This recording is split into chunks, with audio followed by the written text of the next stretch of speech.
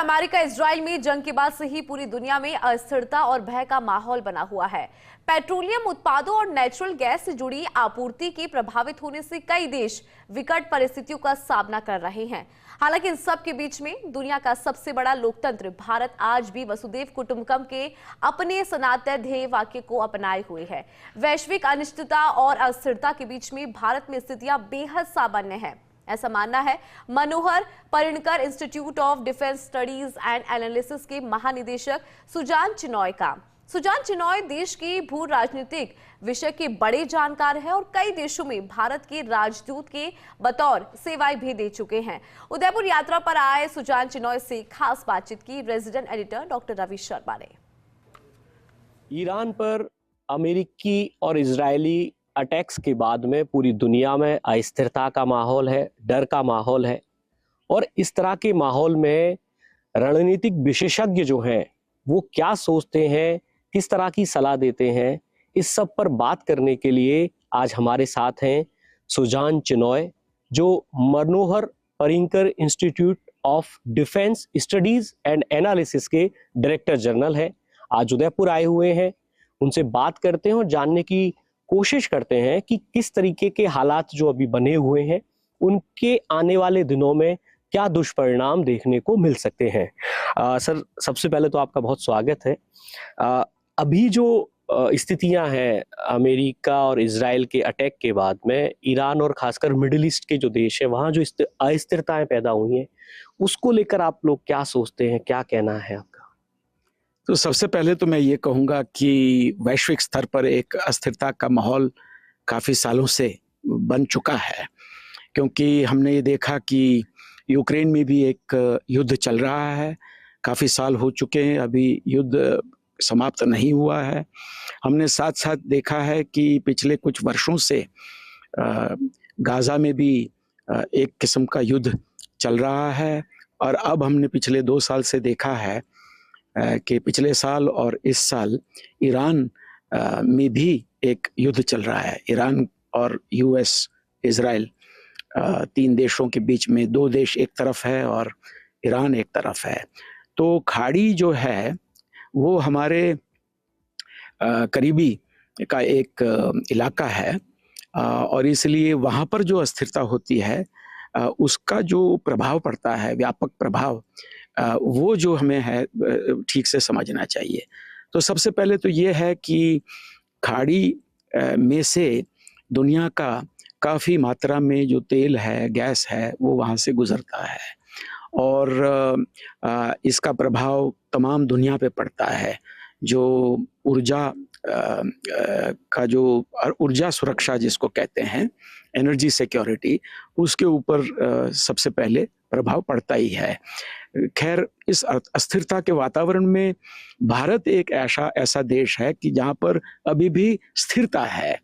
चारों तरफ हम देखें तो अस्थिरता का वातावरण है, मगर माननीय नरेंद्र मोदी जी के नेतृत्व में भारत सरकार ने पहले से ही इन विषयों पर काफ़ी सोच विचार किया है और जबकि पूरी दुनिया में अभी ऊर्जा सुरक्षा के ऊपर एक प्रश्न चिन्ह आ गया है, भारत का जो भारत की जो ऊर्जा सुरक्षा है वो अभी भी स्थिर है, क्योंकि हमारा 70% हमारी जो रिक्वायरमेंट है तेल की और गैस की, अभी हमने डाइवर्सिफाई की हुई है।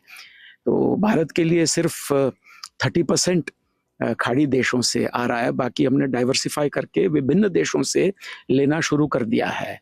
तो इसमें यूनाइटेड स्टेट्स है, नॉर्वे है, लैटिन अमेरिका है, रूस से भी हम ज़्यादा अभी खरीद रहे हैं।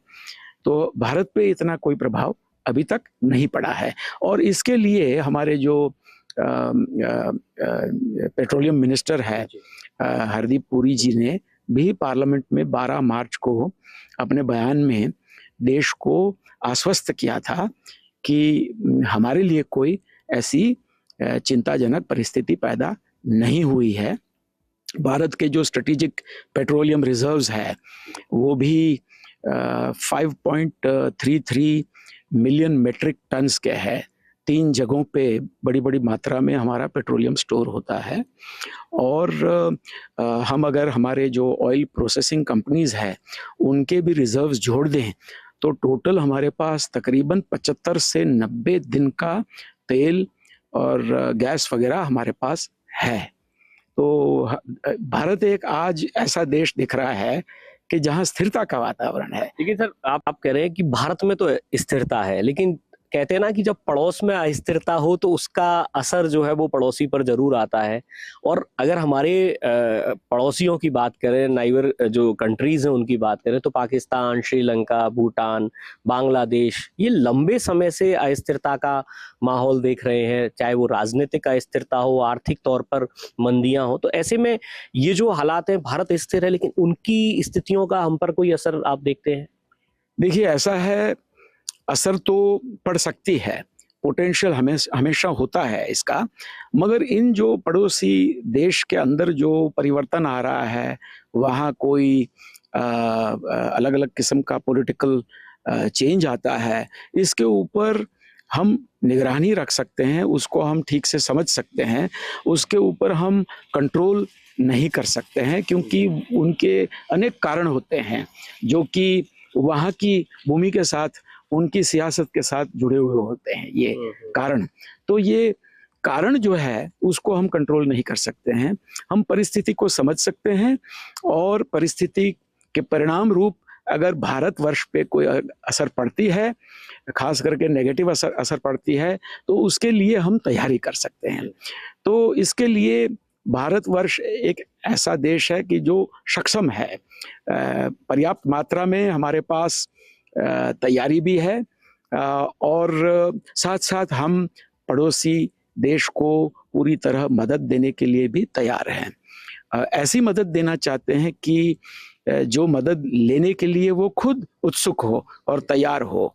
ये किसी के ऊपर हम फोर्स नहीं कर सकते हैं।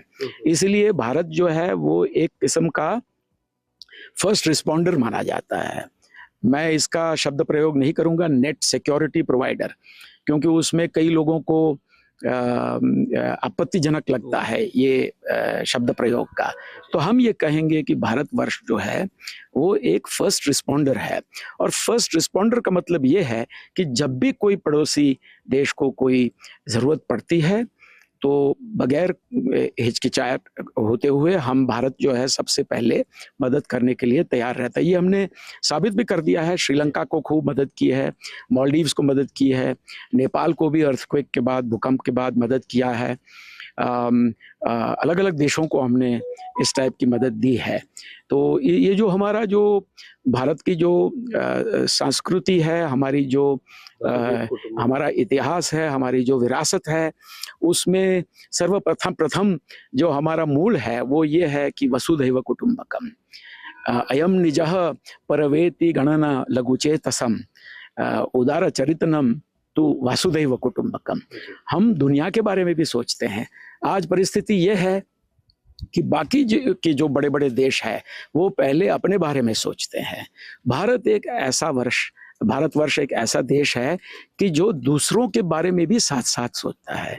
जब कोविड का सिलसिला चला था, तो उस वक़्त भी भारत में हमने हमारे एक विशाल जो हमारा पॉपुलेशन है, उनको वैक्सीनेशन देते हुए हमने साथ-साथ दुनिया के कई देशों को भी हमने वैक्सीन गिफ्ट किया था। जबकि बड़े-बड़े देश जो है जिनके पास आधुनिक टेक्नोलॉजी है, आरोग्य की भी टेक्नोलॉजी है, वैक्सीन की टेक्नोलॉजी थी, वो अपना भंडार भर रहे थे। 2 डोज, 3 डोज, 4 डोज। उस वक़्त भारत जो है वो दूसरों के साथ हम पर्याप्त मात्रा में वैक्सीन को भी शेयर कर रहे। तो ये जो सोच है भारत की, जिसको माननीय प्रधानमंत्री श्री नरेंद्र मोदी जी आगे कर रहे हैं, वो एक विशाल सोच है। ऐसी सोच हमने कहीं और नहीं देखी है। ना यूएस के पास ऐसी सोच है, ना चीन के पास ऐसी सोच है। ये देश जो है, ये माना जाता है कि ये महाशक्ति भी है, मगर इनकी महानता जो है वो अपने हित के बारे में सोचने से आती है। भारत की जो महानता है वो पूरे विश्व के लिए जो हम सहानुभूति दिखाते हैं, जो सोच विचार रखते हैं, उससे हमारी महानता आती है। तो आज जो विश्व की परिस्थिति है वो एक ऐसी चुनौती सामना कर रही है कि दुनिया को ज़रूरत है कि कोई ऐसा एक देश भविष्य आगे का दिखाएं कि जिसमें हम सिद्धांतों पे चलें, जिसमें हम मूल पे चले और इसमें भारत जो है वो सबसे आगे है। बिल्कुल, आप एक तरफ सर मूल्य, सिद्धांत और निभाने की बात कर रहे हैं, दूसरी तरफ हम दुनिया की बड़ी महाशक्तियाँ जो हैं, चाहे हम अमेरिका की बात करें, चाहे हम रशिया की बात करें, चाहे हम चाइना की बात करें, मौके पर कई बार बोलना सार्वजनिक तौर पर अलग होता है, लेकिन जब मौका पड़ता है तो पीछे हट जाते हैं। और अभी जो ईरान का जो युद्ध है, उसमें भी ऐसी परिस्थितियाँ देखने को मिल रही हैं, जब चाइना की तरफ से कुछ डायलॉग्स हुए, रशिया की तरफ से कुछ बातें आई उसके समर्थन को लेकर, लेकिन असलियत में वो कोई समर्थन नहीं कर रहे। तो ये जो युद्ध जो अभी चल रहा है, वो किस दिशा में जाकर खत्म होगा, उसके बारे में आपका क्या प्रेडिक्शन है?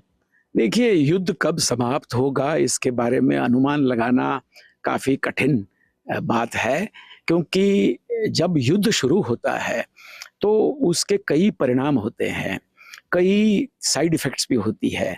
अंग्रेज़ी में जैसे कहते हैं लॉ ऑफ अनइंटेंडेड कॉन्सिक्वेंसेस। तो कुछ ऐसी बातें हैं कि जो पहले सोची नहीं है, रणनीति नहीं बनाई है, मगर माहौल ऐसा पैदा होता है कि अनेक स्वरूप ले सकता है इस टाइप का युद्ध जो है।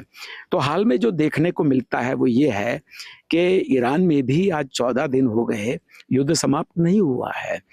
हालाँकि हम देख सकते हैं कि जो युद्ध में दो तरफ़ियाँ जो सैन्य शक्ति वगैरह जो है उसमें काफ़ी एसिमेट्री है। फिर भी आज का एक माहौल ऐसा है कि जिसमें देशों के बीच में एसिमेट्री होते हुए भी युद्ध इतना आसानी से समाप्त नहीं होता है, क्योंकि इसमें अलग-अलग टेक्नोलॉजीज़ आजकल यूज़ होती है इस टाइप की एसिमेट्री को पूरा करने के लिए।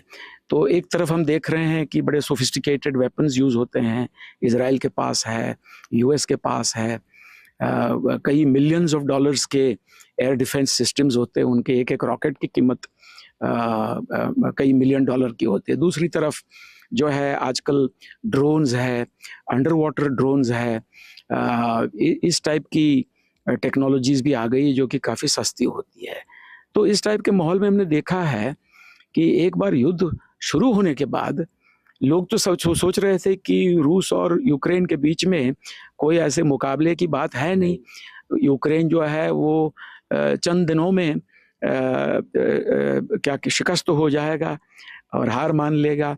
युद्ध शुरू होने के बाद जो है यूक्रेन की भी कई क्षमताएं वो बढ़ गई और देशों ने भी कुछ उनको हेल्प कर दिया। आज 4 साल चल रहे हैं और अभी भी युद्ध समाप्त नहीं हुआ है। तो ईरान में क्या होगा वो भी अनुमान लगाना बड़ा मुश्किल है। 90 मिलियन लोगों की उनकी संख्या है, आबादी। तो ये काफ़ी विशाल देश है, पॉपुलेशन भी काफ़ी बड़ा है और काफ़ी अपने सिविलाइजेशन के बारे में भी वो लोग अपना प्राइड रखते हैं और इसको अनुमान लगाना बड़ा मुश्किल है कि कब युद्ध समाप्त होगा। मगर इसकी असर कई जगहों पे पड़ेगी, जैसे कि ऊर्जा सुरक्षा के ऊपर एक प्रश्न चिन्ह आ गया है दुनिया के लिए। तो हम जिसको रिन्यूएबल एनर्जी कहते हैं उसमें अभी इन्वेस्टमेंट ज़्यादा हो जाएगा, ना कि क्लाइमेट एक्शन के लिए, ना कि क्लाइमेट चेंज हो रहा है इसलिए, मगर सिर्फ इसलिए कि जो फॉसिल फ्यूल्स है वो मिलना हो सकता है मुश्किल हो जाए आने वाले दिनों में। तो इसमें रिन्यूएबल्स को एक किस्म का प्रोत्साहन मिल जाएगा और जैसे इलेक्ट्रिक व्हीकल्स है उस क्षेत्र को भी इनडायरेक्ट सपोर्ट मिल जाएगा। अभी हम अलग-अलग देशों का देखें तो ईरान का जो युद्ध है वो ये भी साबित करता है कि रूस ने जो किया वो मानेगा कि वो नॉर्मलाइज्ड एक्शन है, वो दुनिया स्वीकार सकती है क्योंकि और देश भी ऐसी ही चीज़ कर रहे हैं। एक किस्म का सिग्नलिंग भी होता है कि अगर अमेरिका अगर इस टाइप की रणनीति से चल रहा है तो फिर चाइना को भी एक किस्म का मैसेज संदेश पहुंचता है कि जो यूनाइटेड स्टेट्स खाड़ी में कर सकता है वो शायद भविष्य में कहीं और भी कर सकता है। तो चीन भी इस चीज़ को काफ़ी गहराई से इसका अभ्यास चालू रखेगी कि यूएस की क्या रणनीति है और किस टाइप का रिएक्शन एक ईरान जैसे देश से आया है।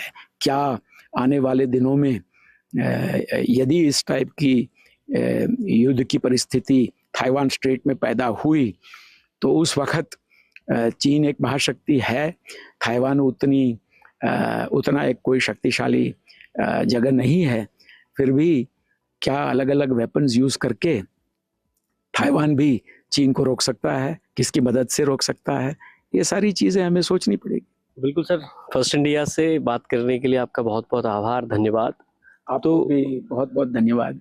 तो ये है सुजान चिनॉय, एक वरिष्ठ भू राजनीतिक विशेषज्ञ हैं, कई देशों में भारत के एम्बेसडर रहे हैं, एक लंबा चौड़ा उनका अनुभव है और उनका साफ कहना है कि ये जो स्थितियां हैं ये जाहिर सी बात है चिंताजनक जरूर है, लेकिन भारत की जो स्थितियां हैं, भारत का जो स्वरूप, यहाँ की जो संस्कृति रही है वो सबको साथ लेकर चलने की रही है और भारत के लिए ये जो परिस्थितियां हैं ये किसी भी तरीके से कोई परेशानी पैदा करने वाली साबित नहीं होंगी। कैमरा सहयोगी प्रकाश के साथ रवि कुमार शर्मा, फर्स्ट इंडिया न्यूज़, उदयपुर।